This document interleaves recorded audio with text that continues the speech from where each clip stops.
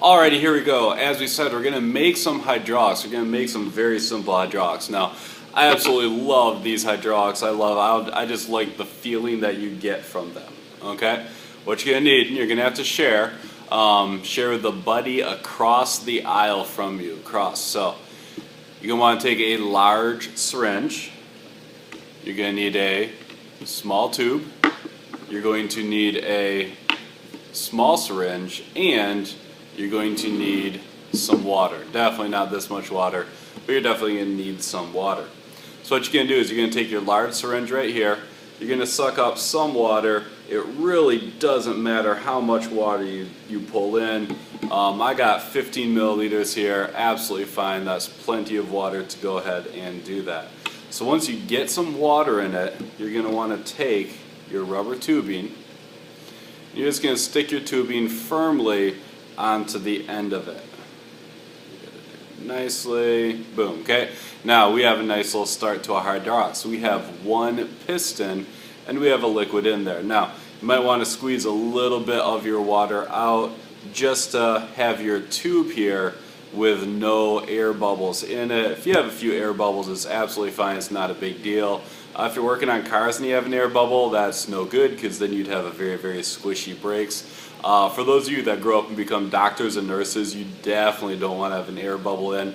Sometimes you'll see the nurse or whatever, he or she will take the syringe, push some of the liquid out, and flick the end a little bit. That's just to get all the air out, because very bad things can happen if they inject air directly into a blood vessel. Okay?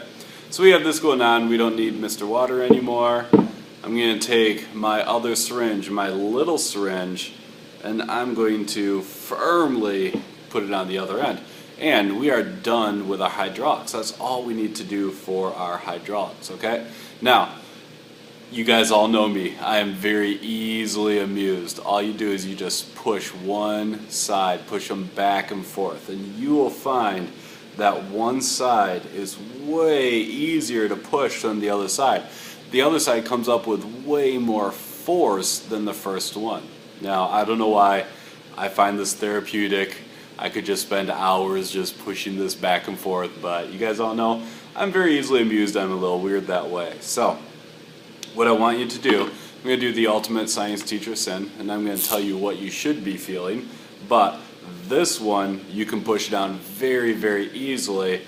This one pushes up with way, way more force, okay? Now keep the hydraulic brakes in mind. Your grandmother or whatever can push on this side. This would be the side that's connected to the brakes. Push on it with very, very little force, and this side here pushes on it with way more force, okay? It pushes on the brakes with a whole lot more force than what your grandmother can push on the brakes with, okay? So, what I would like you guys to do now is take your notes, go into the back of your notes, or you could use a separate sheet of paper, absolutely fine. I would like you to write down a hypothesis. Brainstorm a little bit with yourself, and then share it with your neighbor across the aisle, the one that you are building the hydraulics with. Sorry if I'm going a little bit fast. You guys can obviously build the hydraulics. When you're done building the hydraulics, write down your hypothesis why this one's so much easier and this one pushes up with way more force. And I would like you guys to brainstorm, why is that? What's going on? What's the trade-off that we have here? Okay? Hint. A lot of students like the hint. PSI. PSI is your hint. Okay?